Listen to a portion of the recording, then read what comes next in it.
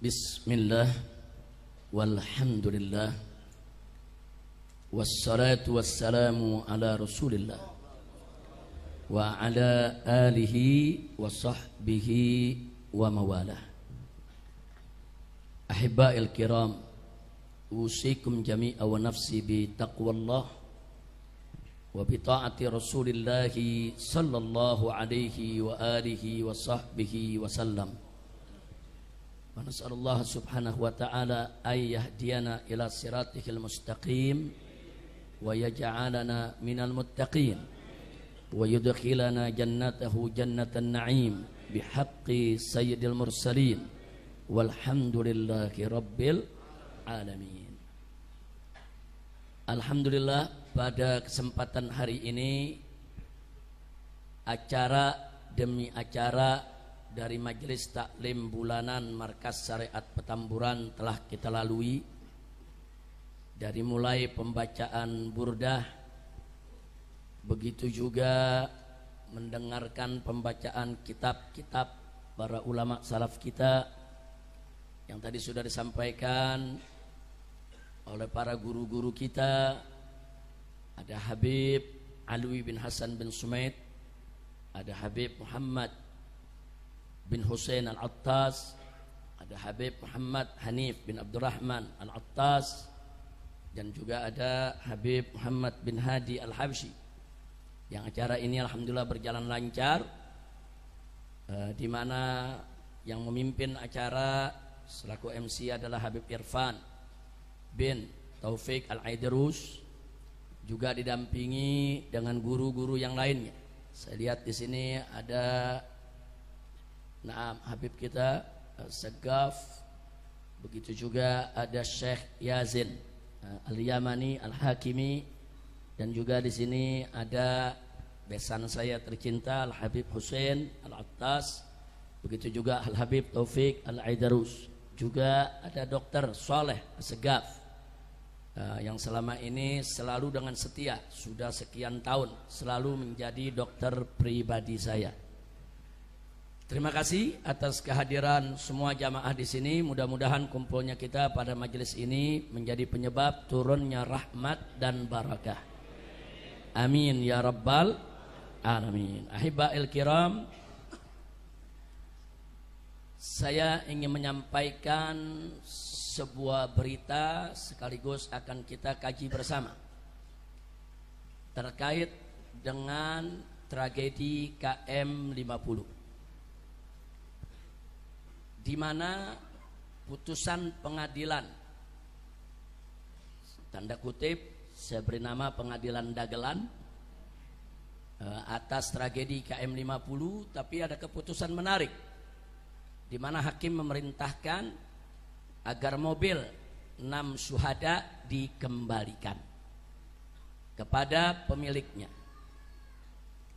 Nah, kemudian para pengacara kita terus bekerja, dan akhirnya kemarin malam berhasil mengambil kembali mobil 6 syuhada. Mobil itu akan kita simpan dengan baik karena itu termasuk barang bukti otentik atas terjadinya tragedi KM 50, sekaligus fisik mobil tersebut akan memberikan jawaban untuk kita apa sebetulnya yang terjadi pada peristiwa tragedi KM 50.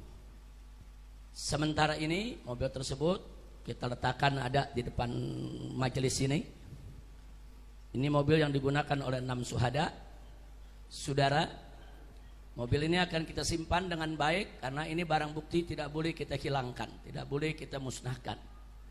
Dan pemilik mobil ini pun sudah secara lisan sejak jauh-jauh hari menyatakan ini diberikan, yaitu untuk kepentingan perjuangan penegakan keadilan. Jadi yang punya mobil ini tidak meminta mobil ini untuk kembali. Nah, karena itu kita amankan terlebih dahulu. Nanti kita akan tempatkan di satu tempat untuk terus kita simpan. Sampai kapan? Sampai digelarnya pengadilan HAM untuk menegakkan keadilan bagi para 6 syuhada insya Allah. Nah, di sini saya mau ingatkan firman Allah Subhanahu wa taala dalam Al-Qur'anul Karim. Yaitu dalam surat Ibrahim ayat 42. A'udzu billahi minasyaitonir rajim. Bismillahirrahmanirrahim. Wala tahsabannallaha ghafilan amma ya'malu dhalimun. Amma ya'malu dhalimun. Innama yuakhiruhum liyaumin tashkhasu fihil absar. Sadaqallahul azim. Luar biasa ayat ini, saudara. Masya Allah, tabarakallah. Allah menyatakan walah tahsabannallah. Jangan sekali-kali kamu mengira bahwa Allah itu ghafilan, lalai, amma ya'malu zalimun, dari apa yang dilakukan oleh orang-orang zalim. Jadi Allah menyatakan dengan tegas dalam ayat ini, jangan sekali-kali kamu mengira bahwa Allah itu lalai dari apa yang dilakukan oleh orang-orang zalim. Artinya apa? Artinya di sini penegasan Allah tidak lalai. Allah tidak lalai, Allah tidak diam, Allah tidak akan biarkan orang-orang zalim dengan segala kezalimannya, saudara. Selanjutnya Allah ingatkan, innama yuakhiruhum, sesungguhnya Allah tunda mereka. Jadi kezaliman mereka enggak langsung dibalas pada hari itu juga, saudara. Allah tunda pembalasan mereka, saudara. Sampai kapan?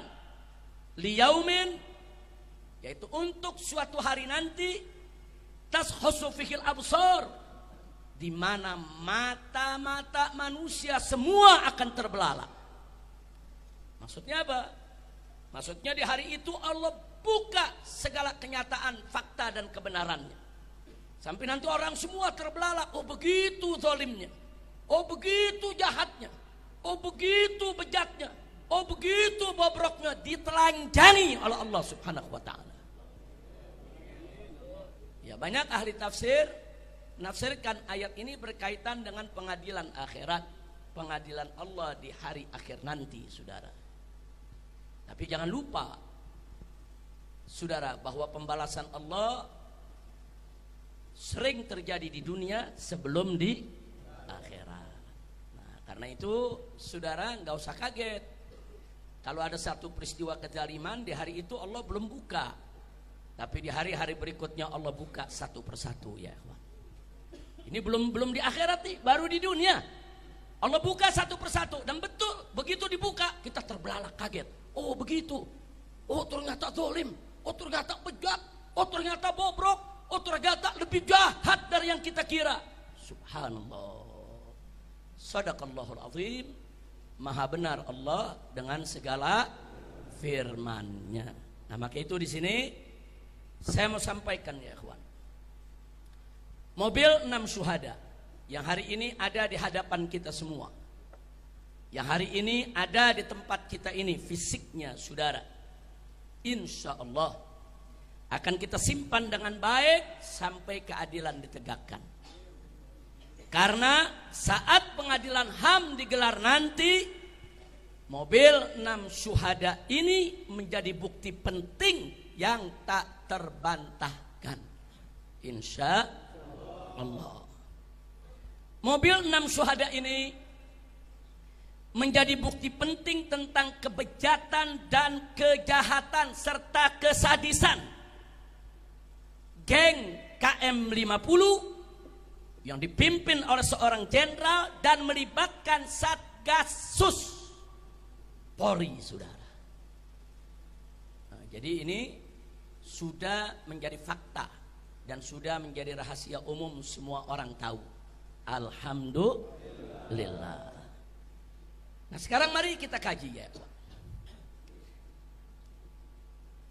Apa urgensi daripada fisik mobil 6 syuhada ini secara hukum? Kita bicara secara hukum. Mobil 6 syuhada ini secara hukum menjadi bukti otentik tentang adanya, satu, adanya unlawful killing, yaitu pembunuhan di luar hukum atau pembunuhan tidak sah secara hukum yang dilakukan oleh aparat negara. Jadi kalau ada aparat negara melakukan pembunuhan di luar hukum secara tidak sah, semena-mena, itu disebut unlawful killing. Istilahnya unlawful killing, ya ikhwan. Dan unlawful killing itu pelanggaran HAM. Jadi bukan pembunuhan biasa, ya ikhwan. Kalau ada warga bunuh warga, ribut, berkelahi tentang sesuatu, itu pembunuhan biasa. Tapi kalau aparat negara menggunakan kewenangannya untuk membunuh warga sipil tanpa proses pengadilan yang sah, saudara, ini namanya unlawful killing, dan itu termasuk pelanggaran HAM. Yang kedua, saudara, mobil 6 syuhada ini juga secara hukum menjadi bukti terjadinya extrajudicial killing. Apa itu extrajudicial killing, saudara?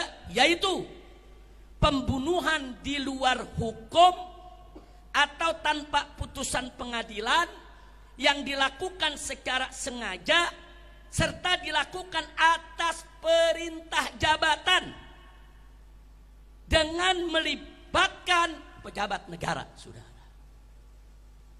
Ini disebut extrajudicial killing. Ini juga pelanggaran HAM. Dan dua-dua ini ada pada peristiwa tragedi KM50, dan fisik mobil 6 syuhada menjadi bukti otentik yang tidak terbantahkan. Yang ketiga, saudara, fisik mobil 6 syuhada ini juga menjadi bukti buat kita semua akan adanya obstruction of justice. Apa itu obstruction of justice? Obstruction of justice yaitu segala bentuk intervensi atau menghalangi sebuah proses hukum. Jadi kalau ada pejabat negara justru menggunakan wewenangnya untuk menghalang-halangi proses hukum, saudara. Untuk melakukan intervensi, saudara. Untuk menutup kebenaran, merekayasa kejadian. Itu namanya obstruction of justice, dan ini juga pelanggaran HAM. Seperti apa? Kalau dalam KM50 obstruction of justice, saudara, contohnya seperti pembongkaran lokasi TKP. Dalam suatu peristiwa pembunuhan, saudara, nggak boleh TKP dihilangkan, nggak boleh TKP itu dimusnahkan, saudara. Dengan diratakannya TKP, di sana ada terjadi, saudara, pejabat negara yang menggunakan wewenang untuk menghilangkan barang bukti, termasuk penghilangan CCTV. Itu juga termasuk obstruction of justice. Jadi kalau ada pejabat negara dengan sengaja menghilangkan, melenyapkan, menyembunyikan, menghapus CCTV yang menjadi bukti atas terjadinya suatu kejahatan, itu adalah obstruction of justice, dan itu juga pelanggaran HAM. Seperti apa lagi? Seperti pemaksaan warga yang ketika itu hadir ikut merekam kejadian apa yang terjadi di KM50, saudara. Kemudian dipaksa untuk menghapus isi rekamannya. Itu juga merupakan, saudara, aparat menggunakan wewenang untuk menghilangkan barang bukti. Nah, kenapa harus dihapus? Karena rekaman warga itu dan CCTV itu menjadi bukti bahwa 6 laskar FPI, 6 pengawal kami saat di KM50 6-6-nya masih hidup. Bukan sudah mati, saudara. Nah, jadi bukti ini semua dihapus. Jangan sampai ada bukti kalau di KM50 semua masih hidup. Seolah-olah 6-6-nya mati dalam tembak-menembak dengan petugas. Ini namanya membuat skenario untuk merekayasa kasus, saudara. Tapi gagal. Kenapa?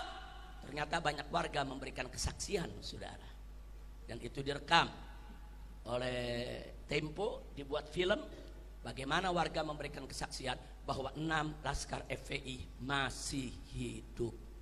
Hanya yang 2 terluka, digotong, sedangkan yang 4 masih sehat, segar, bugar. Nah, jadi mereka berusaha untuk menghilangkan bukti, ternyata Allah jaga, buktinya masih ada ya.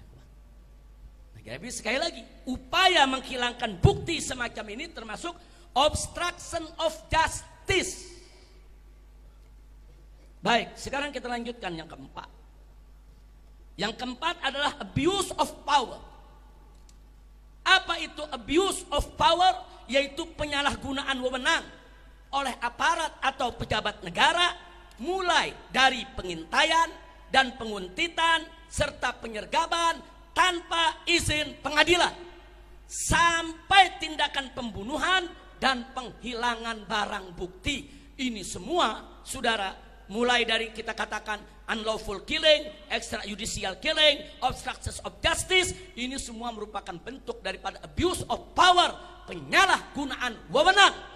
Karena mereka menjadi pejabat negara, saudara, disumpah untuk apa? Untuk melindungi negara, melindungi rakyat, saudara, bukan untuk menculik, membunuh atau membantai mereka, saudara.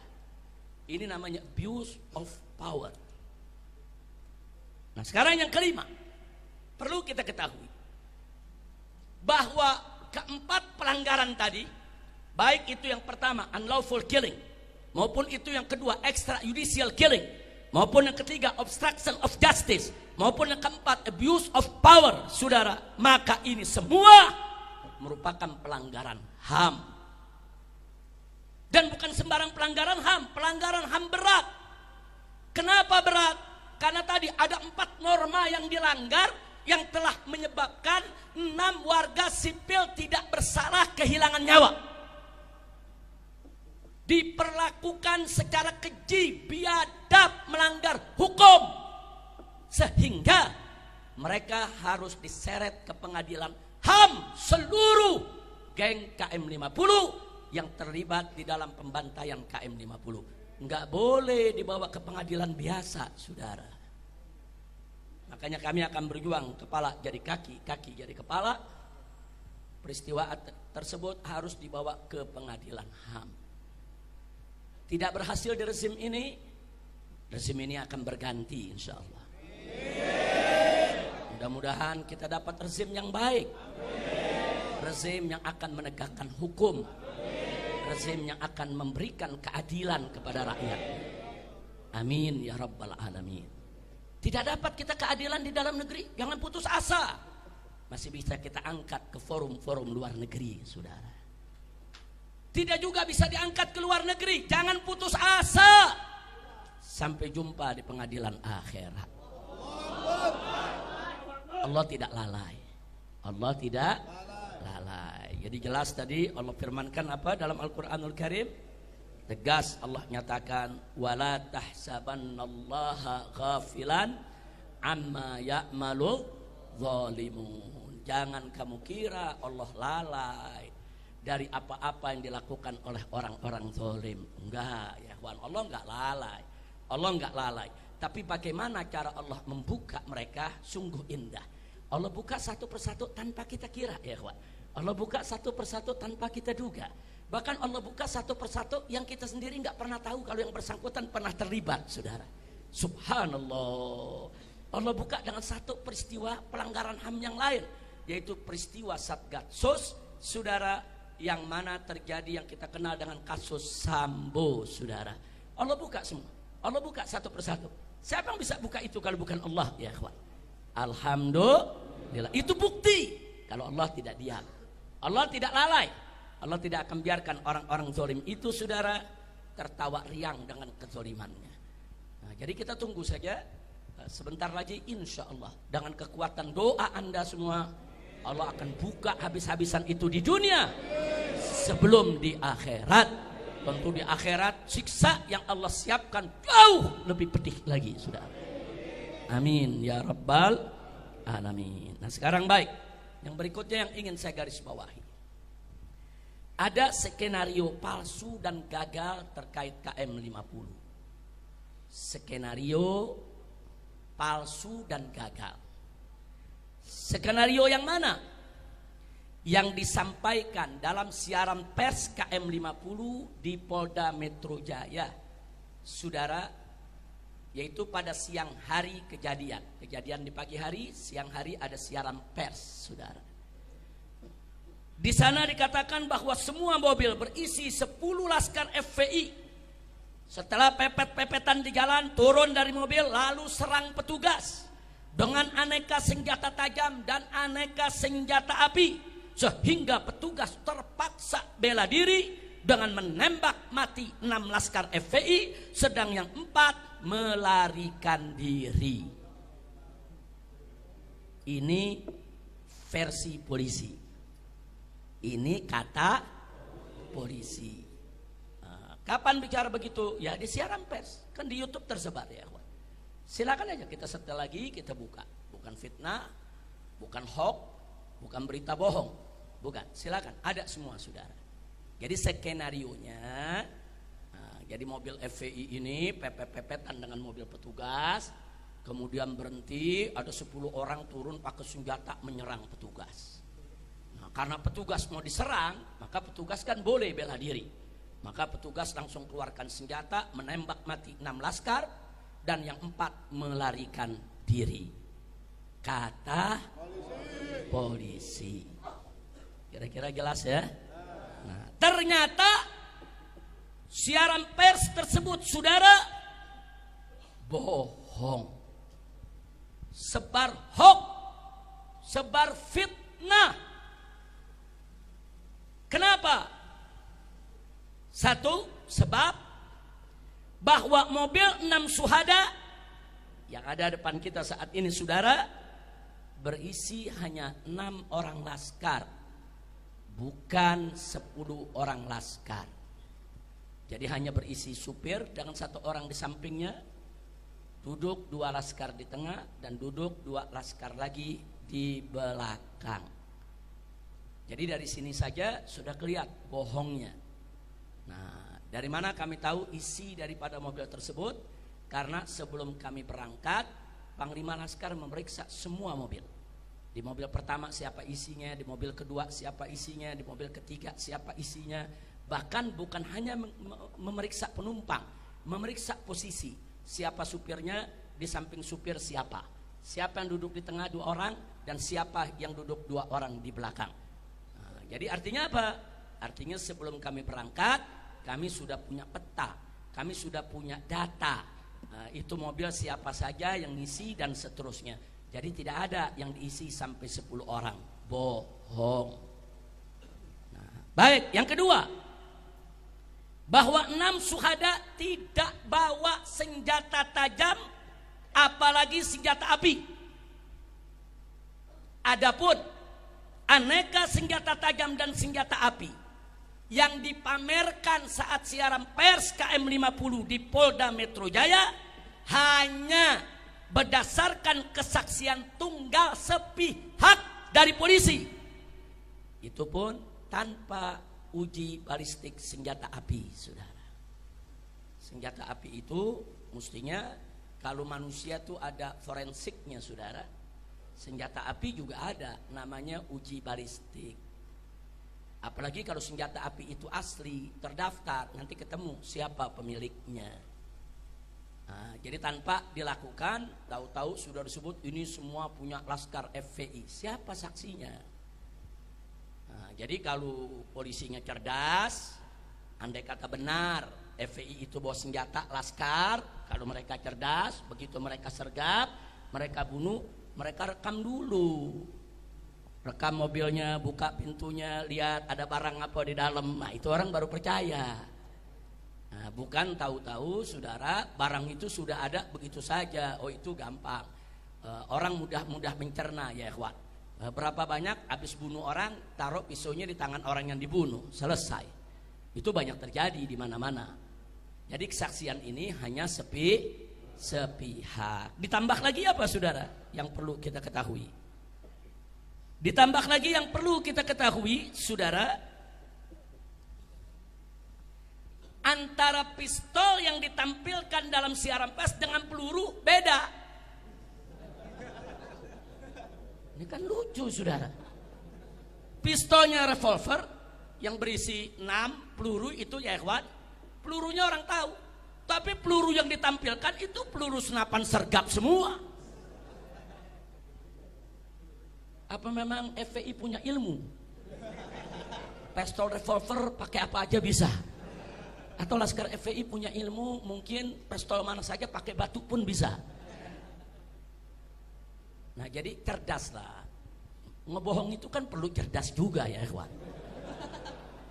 Iya, ngebohong juga perlu cerdas. Ini udah ngebohong bodoh lagi. Kira-kira jelas? Ada lagi. Waktu siaran pers dikatakan ini senjata api asli. Ditunjukkan. Besoknya berubah. Katanya senjata rakitan. Ada, kita simpen. Itu bukti siaran pers semua kita simpen ya. Hari berikutnya berubah lagi. Enggak, ini senjata asli polisi yang dirampas oleh Laskar. Jadi pertama dibilang senjata asli milik Laskar. Besok berubah senjata rakitan milik Laskar. Begitu diprotes oleh netizen, berikutnya lagi berubah lagi. Katanya senjata asli milik polisi dirampas Laskar. Luar biasa. Saya mau tanya, kita pakai akal yang sehat lah. Saya mau tanya, saudara, akal sehat bisa terima itu? Bisa terima itu? Masuk bisa berubah-ubah? Kan dari hari pertama kan udah ketahuan itu asli atau bukan. Kenapa bisa dirubah-ubah? Kenapa dirubah? Karena kalau dikatakan asli nggak sesuai dengan skenario. Jadi perlu rakitan. Ternyata rakitan kurang pas juga sama skenarionya. Oh kalau gitu ini dirampas saja supaya nanti cocok sama cerita. Nah ini namanya cocokisme atau cocokiologi. Ilmu mencocokkan supaya bohongnya kelihatan benar. Kira-kira jelas ya? Tahu cocokiologi tahu ya? Nah baik. Selanjutnya saudara, bahwa fisik mobil 6 syuhada, nanti selesai pengajian Anda bisa lihat dan periksa sendiri. Tapi jangan disentuh ya. Jangan disentuh, jangan dibuka pintunya. Karena di mobil ini luar maupun dalam ini banyak barang-barang bukti yang harus kita amankan. Tolong jangan dibuka. Nanti Laskar tolong dijaga. Mau lihat, mau foto, mau videokan, silakan. Nanti Anda lihat sendiri, saudara, di mobil ini kaca depan ada 2 lubang peluru besar. Terus bodi samping tidak kurang dari 3 lubang peluru. Kemudian itu samping kanan, di samping kiri juga ada beberapa lubang peluru. Artinya apa? Artinya mobil ini disergap saudara. Dari depan, dari samping kanan, samping kiri dan belakang. Jadi ditembak dari depan, ditembak dari samping kanan, ditembak dari samping kiri, saudara, dan ditembak dari belakang, serta 2 bannya diledakkan, saudara. Nah, makanya kalau Anda lihat nanti 2 rodanya sebelah kiri itu sudah pecah ya, ikhwan. Ini namanya penyergapan. Dari mana datangnya, saudara? Terjadi tembak menembak. Terjadi FPI melarikan diri, ini disergap, dibunuh. Nah, pada saat penyergapan tersebut ada 2 laskar yang terluka. Yang pertama yang duduk di samping supir. Nah, ini masih ada pertanyaan, apakah karena peluru dari kaca depan atau peluru dari samping kiri masuk, saudara, karena pelurunya dari mata tembus ke leher dan bola matanya keluar. Nah, jadi masih ada pertanyaan, kalau peluru dari depan bola mata biasanya pecah, tapi kalau peluru dari belakang kepala menembus, mendorong mata keluar, bisa jadi itu datangnya. Tapi belum bisa kita buktikan, ini kan mesti ada uji forensik ya kawan. Ini dari mana? Tapi yang jelas yang duduk di samping supir sebelah kiri, bola mata kirinya keluar sehingga dia sekarat. Nah, dia sudah antara sadar dengan tidak sadar diri karena peluru tersebut. Hanya 1 peluru menembus sampai ke mata. Nah, sementara yang satu lagi korban yang duduk di belakang supir, itu ada lubang peluru memang cukup besar di samping sebelah kanan, itu mengenai pahanya, tembus, saudara. 2 orang ini mengalami pendarahan.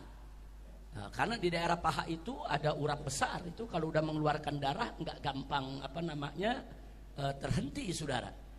Jadi kedua korban ini dibawa ke KM 50 masih hidup dalam keadaan terluka dan darah terus keluar tanpa dihentikan. Nah, itu yang perlu kita tahu ya, ikhwan.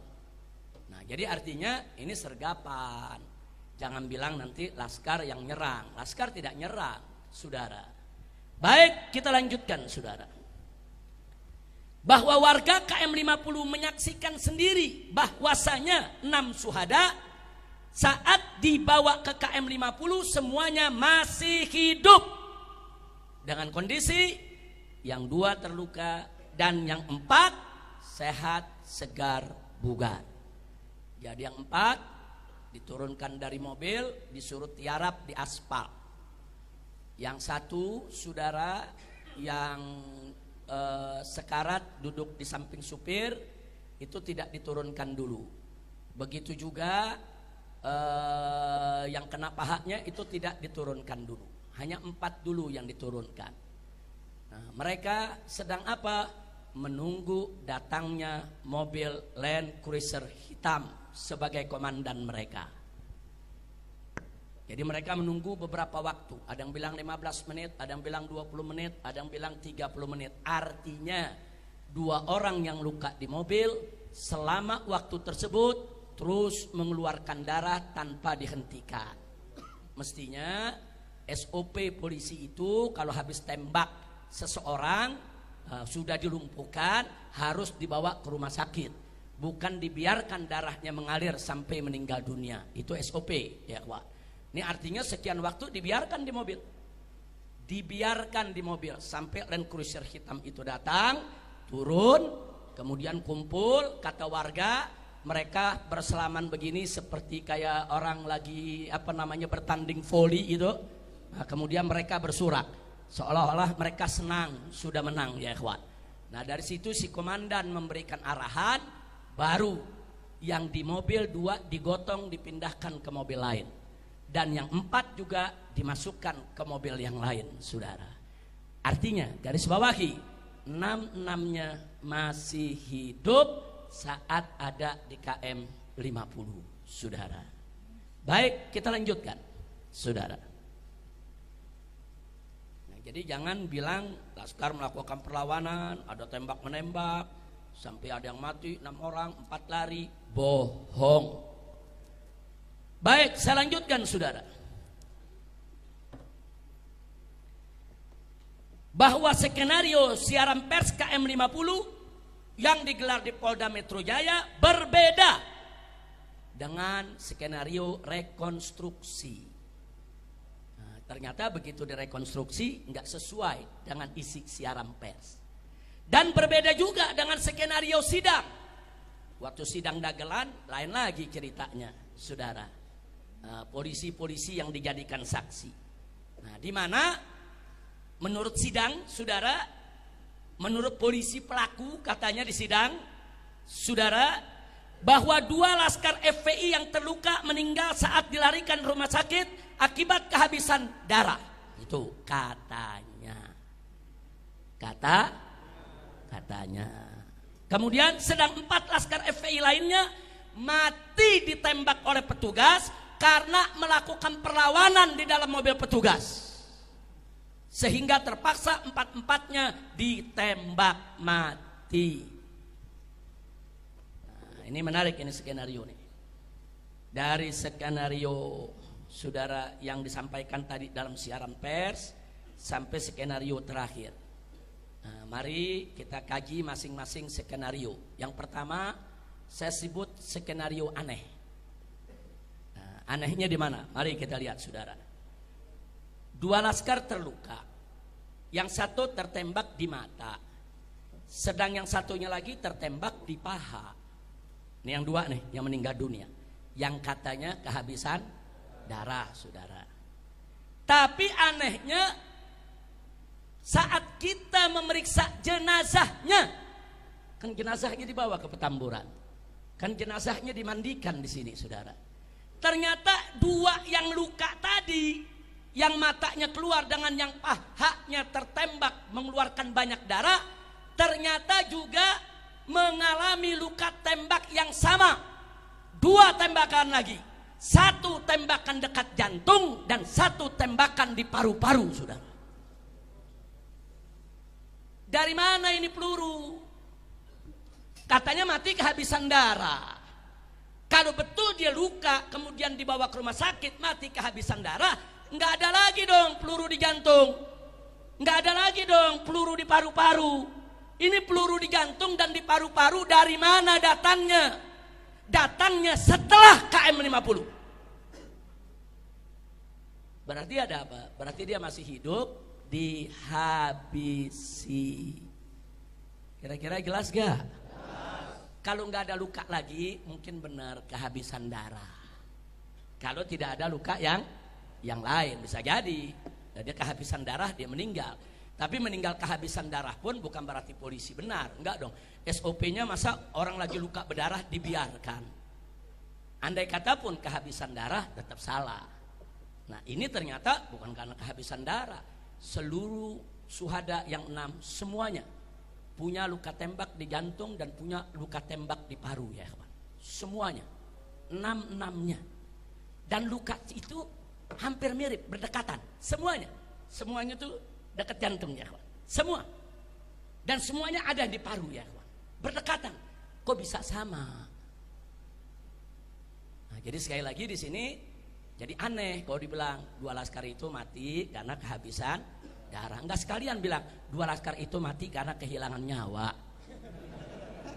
Kan ngebohongnya lebih enak. Ngebohong tapi benar gitu. Ngebohong tapi benar. Ya 2 laskar itu kami umumkan meninggal karena nyawanya dicabut oleh malaikat. Sekalian aja bikin laporan begitu. Kan kita mencari penyebab kenapa meninggal dunia. Oh karena darahnya keluar. Betul. Kenapa darahnya keluar? Karena ada luka tembak. Betul. Kalau biasanya kalau tahanan atau tangkapan ditembak keluar darah langsung dibiarkan atau dibawa ke rumah sakit? Bawa ke rumah sakit dong. Kenapa dibiarkan sampai meninggal kehabisan darah? Itu satu. Kedua, kalau memang benar kehabisan darah, kenapa ada tambahan luka di jantung dan di paru? Dari mana itu tembakan datangnya? Nah, kira-kira jelas tidak? Jelas ya? Baik. Kemudian yang kedua, saudara, 2 laskar terluka tidak langsung dibawa ke rumah sakit, tapi dibawa dulu ke KM 50. Beberapa waktu menunggu kedatangan mobil Land Cruiser hitam yang berisi komandan yang akan beri arahan 6 laskar tersebut harus diapakan. Jadi ada arahan, ada perintah, ada petunjuk. Makanya tadi kita katakan, saudara, di sana ada unlawful killing, ada extrajudicial killing, saudara, di sana ada obstruction of justice, dan di sana ada abuse of power. Nah, jadi ada yang ditunggu komandan beri arahan. Nah, ini kan berarti atas nama jabatan, saudara. Makanya tadi kita katakan ini pelanggaran HAM berat. Baik, yang ketiga, saudara, pembunuhan 2 laskar ini oleh Komnas HAM diabaikan. Sangat kita sesalkan, diabaikan soal 2 laskar yang meninggal dunia ini oleh Komnas HAM. Bahkan oleh polisi, kedua korban tersebut dijadikan sebagai tersangka penyerangan petugas. Lalu dalam sidang dagelan KM 50, soal 2 orang ini tidak diungkap lagi, saudara. Makanya sidang dagelan KM 50 hanya mengadili soal pembunuhan terhadap 4 laskar. Nah, kenapa yang 2 tidak diungkap? Karena mereka takut kalau yang 2 diungkap ketahuan. Nah, kalau mereka bilang ini karena luka tembakan di mata dan paha, lalu dari mana itu luka tembakan di jantung dan di paru? Kalau dikatakan oh itu luka sudah ada dari sebelumnya. Oh kalau luka dari ada sebelumnya, kenapa kedua-duanya masih hidup di KM 50? Masih hidup di KM 50. Banyak saksi yang datang, saudara, banyak saksi yang memberikan yaitu kesaksian. Nah, karena takut kebongkar, ini ditutup. Komnas HAM tidak mengupas, pengadilan tidak menyidangkan. Makanya disebut skenario aneh yang gagal. Alhamdulillah. Baik, sekarang yang kedua. Ini skenario aneh yang kedua, saudara. Kata polisi. Kata siapa? Polisi. 4 laskar yang hidup di KM 50 itu dimasukkan ke dalam mobil petugas, didudukkan di kursi paling belakang tanpa diborgol. Di tengah jalan 4 laskar ini menyerang petugas yang ada di depannya, yang mengawal, yang menjaga, sehingga polisi yang ada duduk di depan itu panik, terpaksa bela diri, 4-empatnya ditembak mati. Dan 4-empatnya lukanya hampir sama. Saking jagonya ini petugas, 4-empatnya ditembak di jantung, 4-empatnya ditembak di paru. Nah, ini Jenggo juga kalah, saudara. 4 orang bergumul, saudara, dengan polisi yang ada di tengah, bergumul begitu ya, ikhwan. 4-4 bisa mati dengan luka tembak yang sama. Masuk di akal? Masuk di akal? Bahwa polisinya nggak luka, lecet enggak? Luar biasa. Ngebohongnya kurang cerdas, ngebohongnya kurang cerdas, ngebohongnya agak bodoh dikit. Kayaknya bukan dikit, banyak bodohnya. Nggak ada lagi dong guru di paru-paru. Jelas ya? Nah sekarang mari kita kuliti ya kawan, soal pernyataan ini saudara.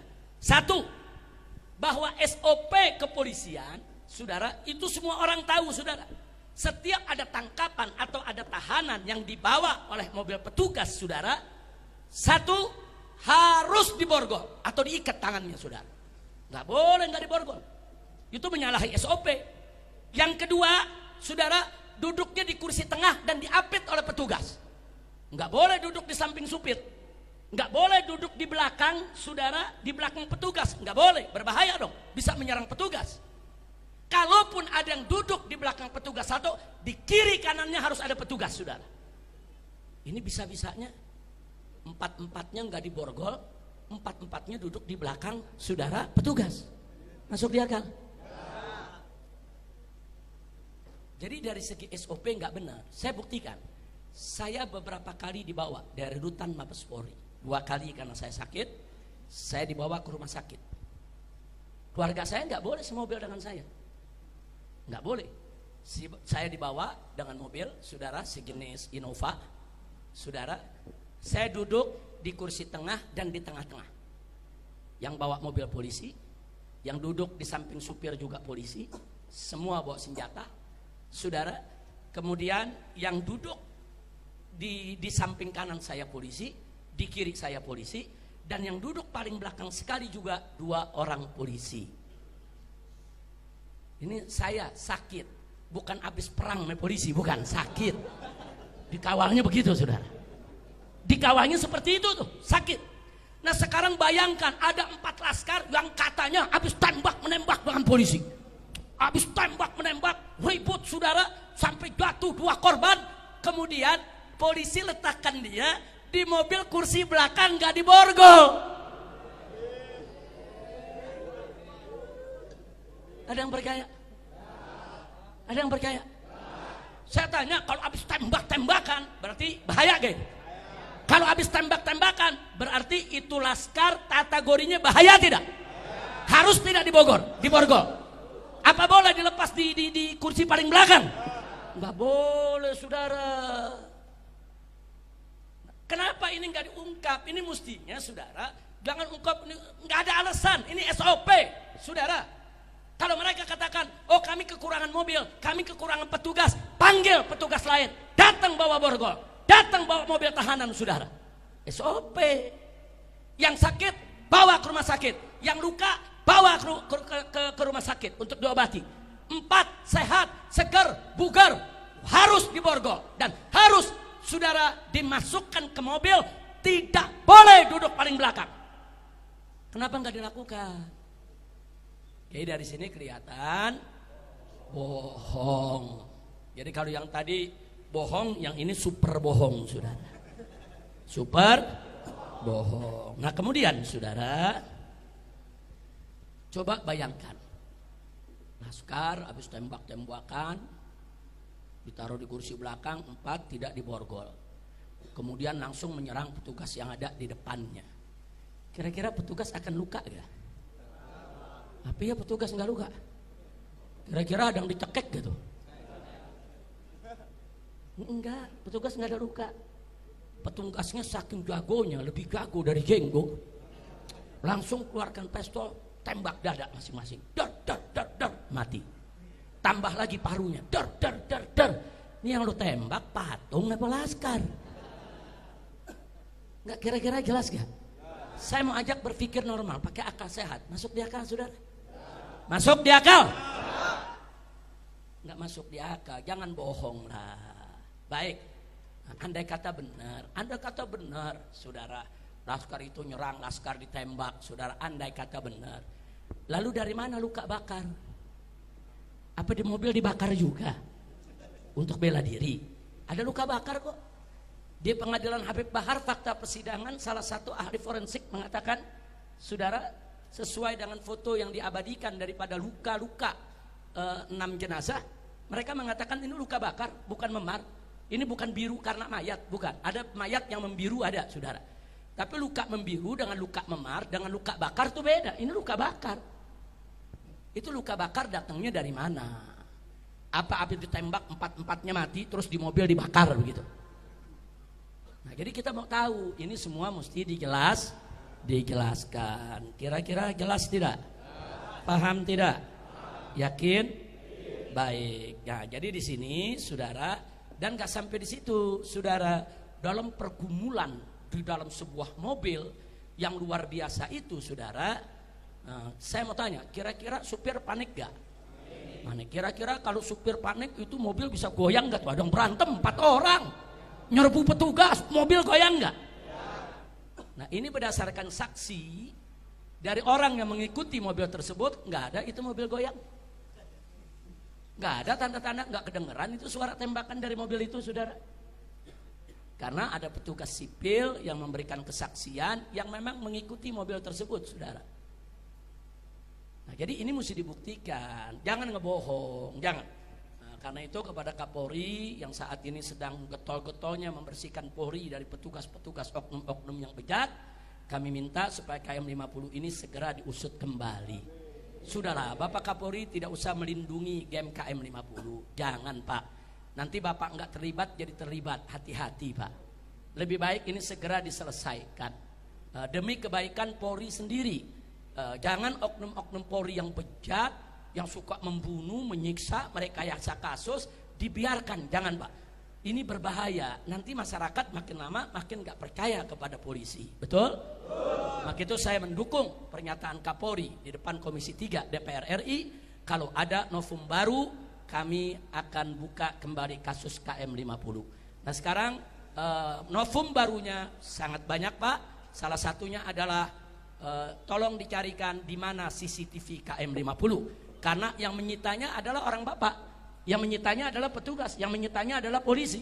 Udah gitu di dalam sidang Sambo, jaksa menyebutkan bahwa orang yang menyita CCTV kasus Sambo adalah orang yang sama yang menyita CCTV di KM 50. Nah, kami minta kepada Bapak Kapolri, pernyataan keterangan dari jaksa penuntut umum Sambo itu dijadikan sebagai masukan, sebagai modal.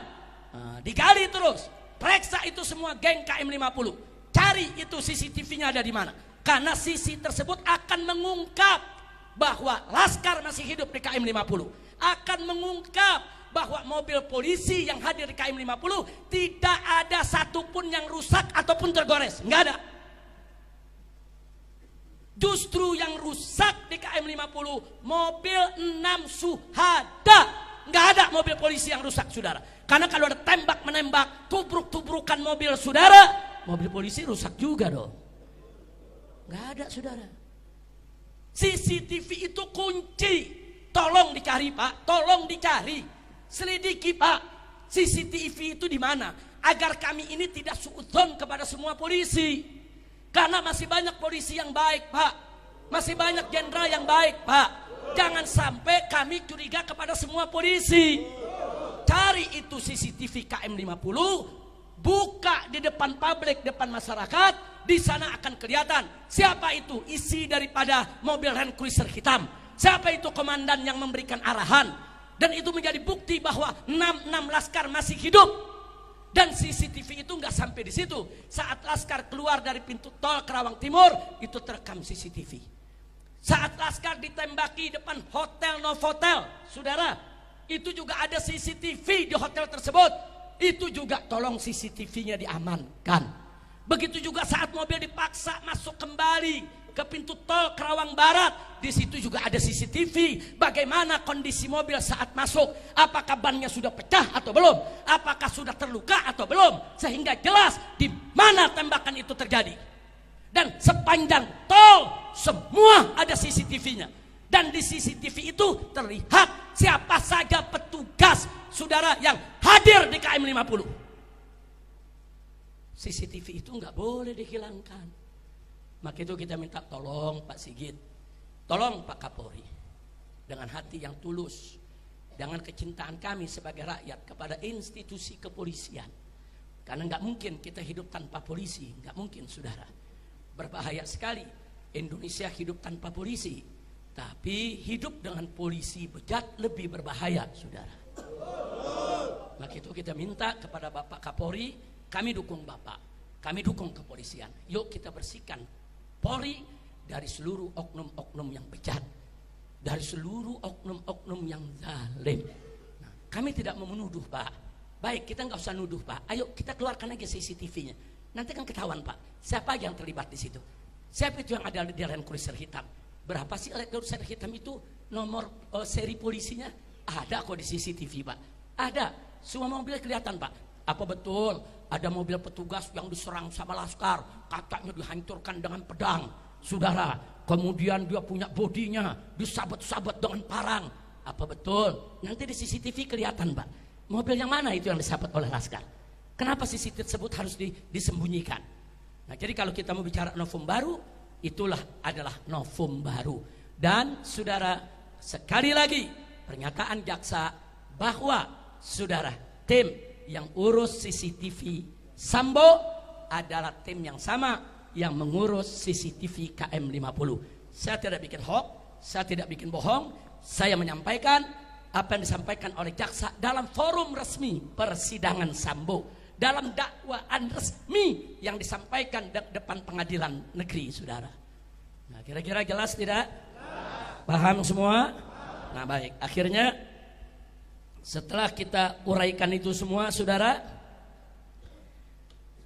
jadi tadi sekali lagi ulangi.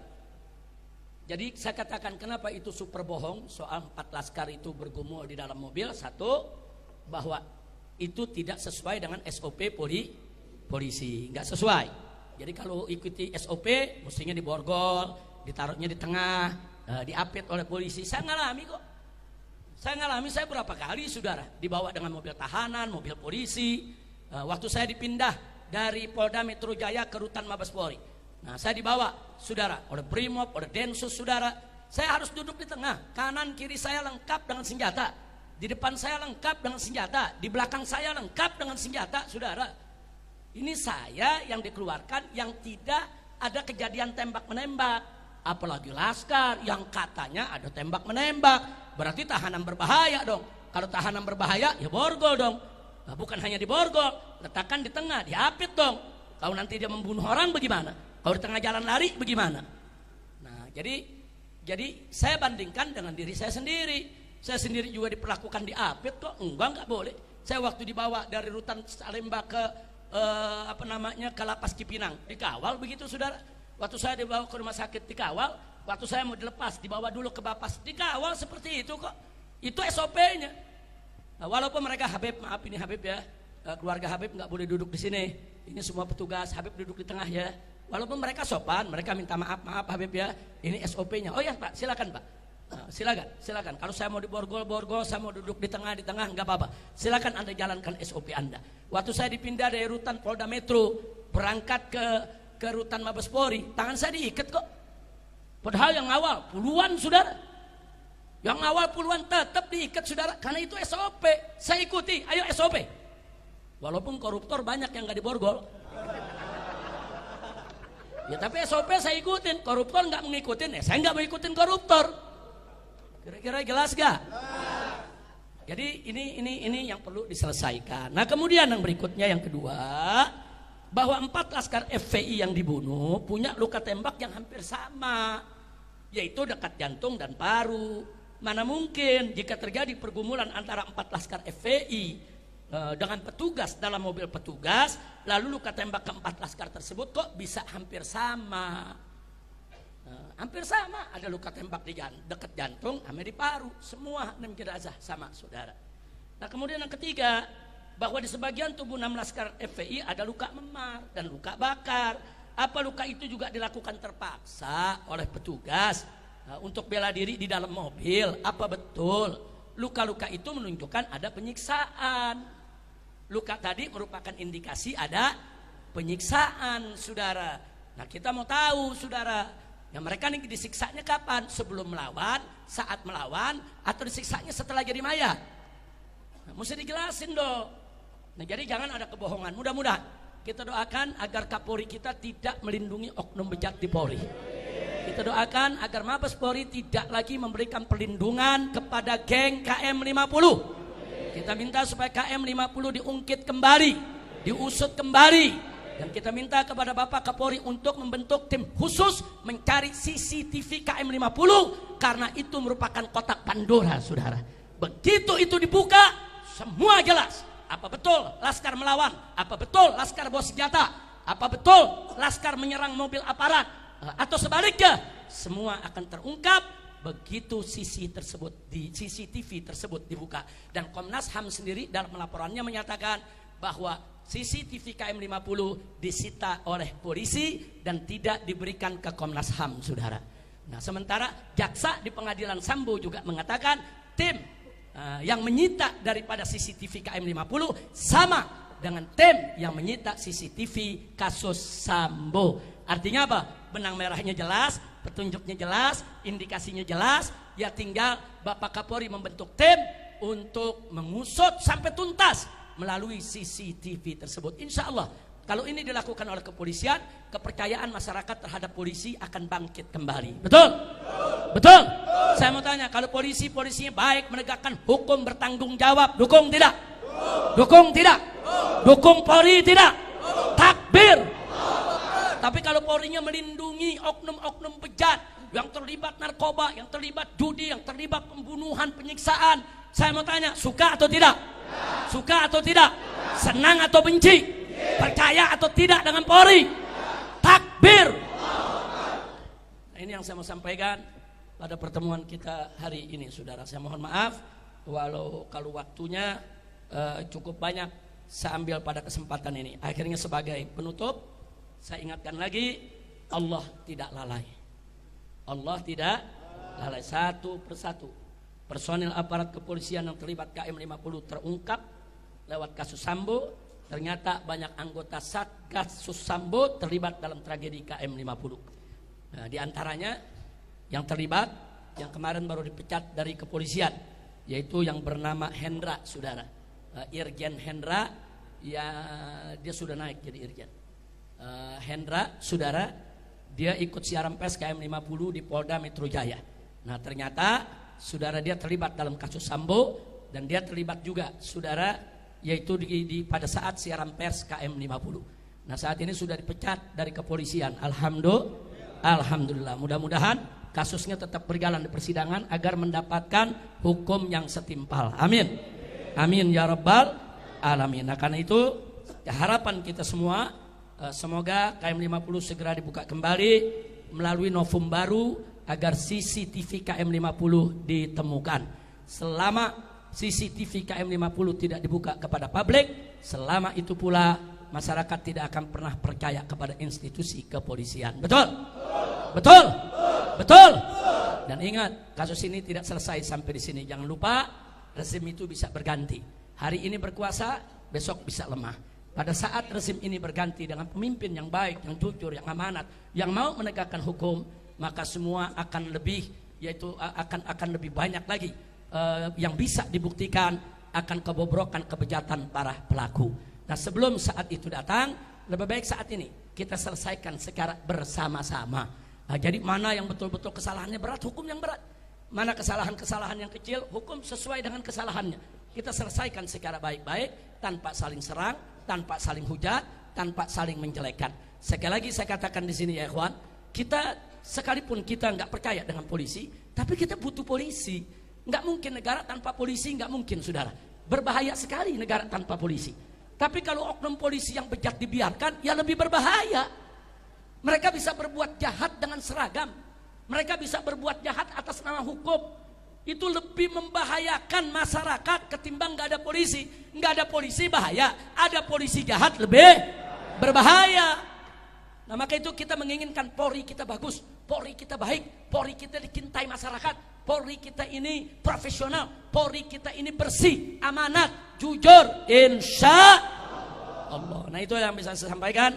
Mudah-mudahan insya Allah barakah buat kita semua. Amin ya rabbal alamin. Baik ya kawan, hari ini memang cukup panjang yang saya sampaikan saudara, tapi mudah-mudahan berkah untuk kita. Sebagai penutup, sebelum kita sholat zuhur, saya minta Habib Hanif untuk memimpin bersama-sama. Kita membacakan satu nasyid tentang 6 syuhada sebagai apresiasi, yaitu pengorbanan mereka, perjuangan mereka, dan keikhlasan mereka.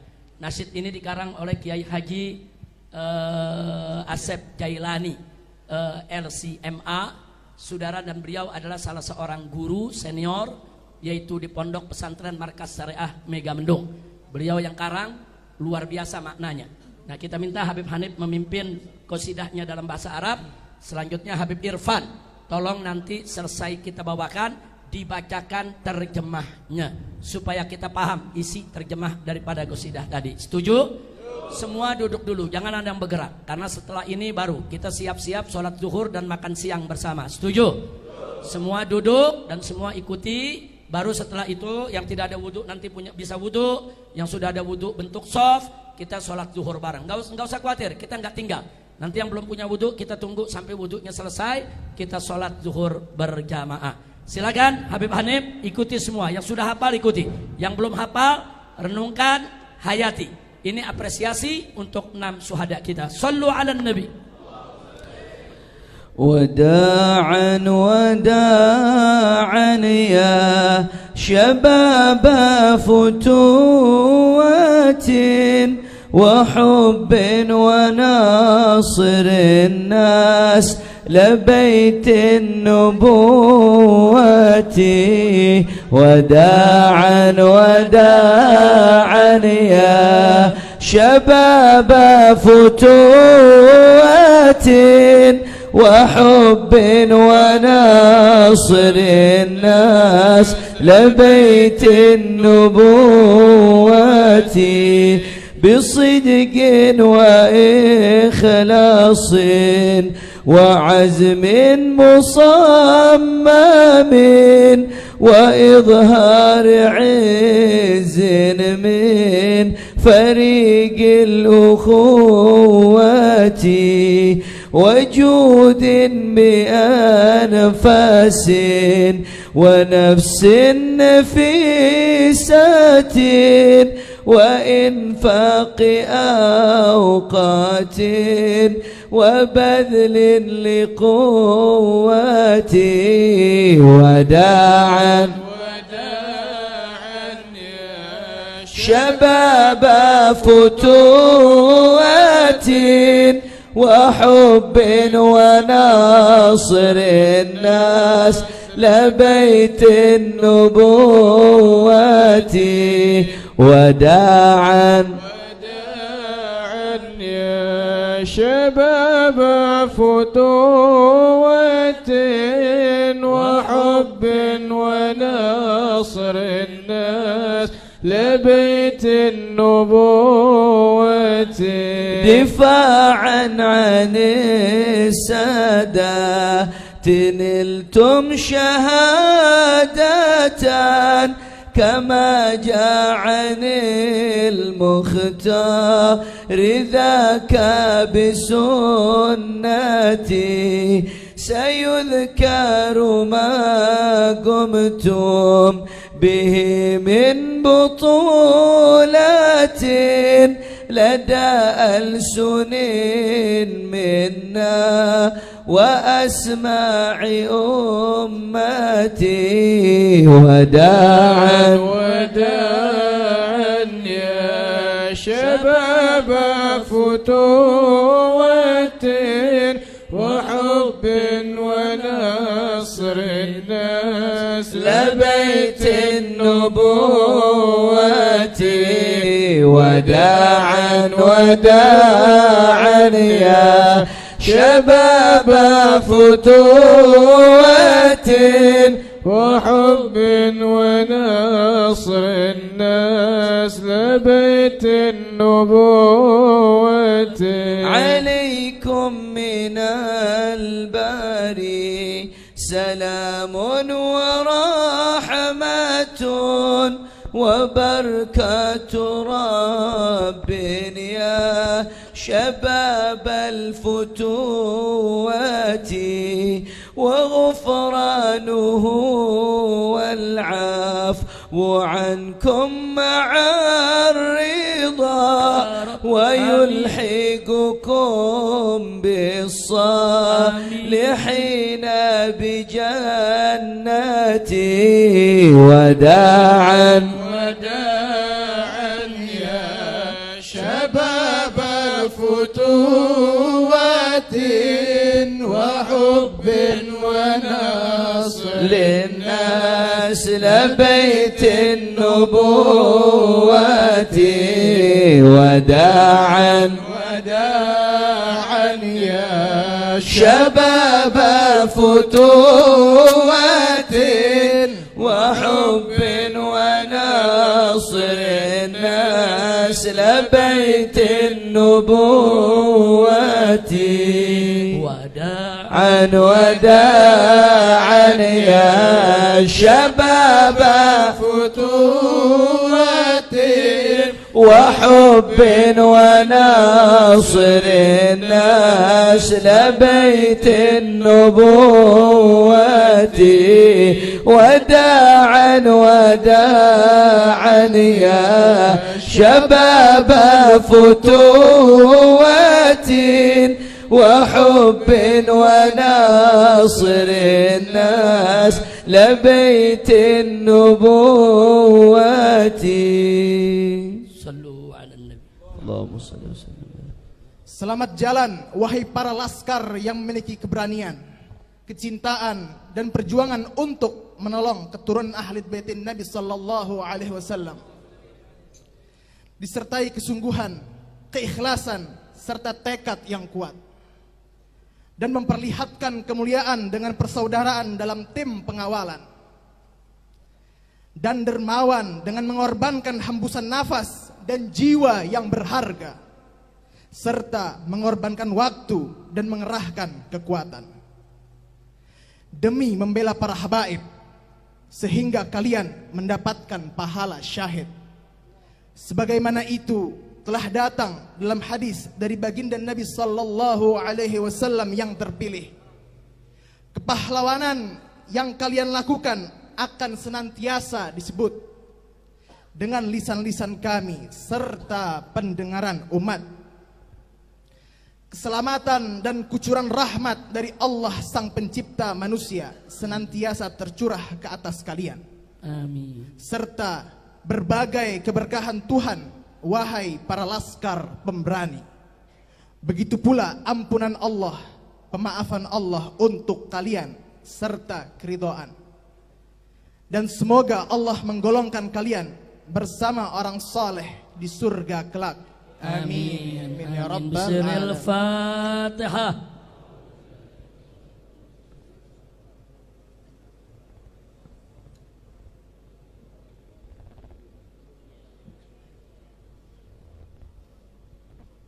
Taqabbalallahu minna wa minkum wa taqabbal ya karim. Kita tutup majelis ini dengan kafaratul majelis. Muadzin siap-siap adzan zuhur dan nanti langsung iqamat karena kita sudah agak terlambat. Baik yang belum punya wudu, begitu adzan dikumandangkan silakan ambil wudu. Yang sudah punya wudu langsung bikin soft. Kita tutup. Subhanakallahumma wa bihamdika asyhadu an la ilaha illa anta nastaghfiruka wa natubu ilaik. Walhamdulillahi rabbil alamin. Wassalamualaikum warahmatullahi wabarakatuh.